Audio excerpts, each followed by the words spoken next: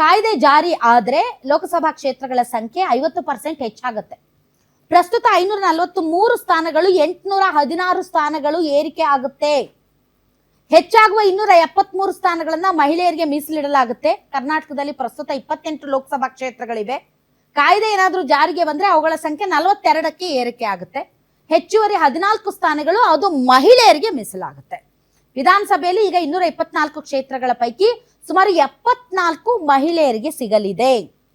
So ಯಾಕೆ ಮುಖ್ಯ ಇದು ಅಂತಂದ್ರೆ, ಪ್ರಸ್ತುತ ಲೋಕಸಭೆಯಲ್ಲಿ ಮಹಿಳಾ ಸದಸ್ಯರಿರೋದು 14% ಮಾತ್ರ.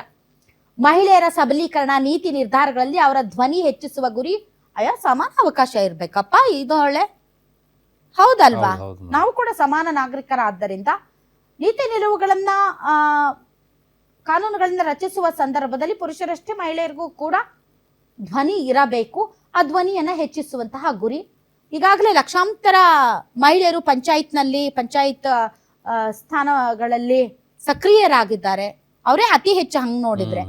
ಸೊ ಹೀಗಾಗಿ ಈ ಒಂದು ಬಿಲ್ ತರೋದಕ್ಕೆ ಈಗ ನರೇಂದ್ರ ಮೋದಿ ಅವರು ಮುಂದಾಗಿದ್ದಾರೆ. ಬಟ್ ಇದಕ್ಕೆ ವಿಪಕ್ಷಗಳು ಕೂಡ ಸಣ್ಣ ಪ್ರಮಾಣದಲ್ಲಿ ವಿರೋಧವನ್ನ ವ್ಯಕ್ತಪಡಿಸ್ತಾ ಇದ್ದಾರೆ. ಬಿಲ್ಗೆ ವಿರೋಧ ಅಲ್ಲ, ಬಿಲ್ ತರ್ತಾ ಇರುವಂತಹ ಟೈಮಿಂಗ್ಗೆ ವಿರೋಧ. ಈ ಟೈಮಿಂಗ್ ಅಲ್ಲಿ ಕೇವಲ ಚುನಾವಣಾ ಹಿತದೃಷ್ಟಿಯಿಂದ ನೀವು ತರ್ತಾ ಇದ್ದೀರಿ ಅನ್ನೋದಕ್ಕೆ ಮಾತ್ರ.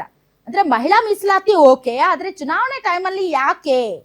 ಸೋನಿಯಾ ಗಾಂಧಿ, ಜೈರಾಮ್ ರಮೇಶ್ ಮತ್ತು RJD ಈ ಆರೋಪವನ್ನ ಮಾಡ್ತಾ ಇದೆ. ಆತರವಾಗಿ ವಿಧೇಯಕಗಳನ್ನ ಯಾಕೆ ಮಂಡಿಸ್ತೀರಿ? ಅದರಿಂದ ನೀವು ರಾಜಕೀಯ ಲಾಭ ಪಡ್ಕೊಳ್ತಾ ಇದ್ದೀರಿ. ವಿಪಕ್ಷಗಳನ್ನ ಇಕ್ಕಟ್ಟಿಗೆ ಸಿಲುಕಿಸುವಂತ ಉದ್ದೇಶ ಇದು. ಮೋದಿ ಅವರು ಯಥಾ ರೀತಿ ಸತ್ಯ ಮರೆಮಾಚುವಂತ ಕೆಲಸ ಮಾಡ್ತಾ ಇದ್ದಾರೆ.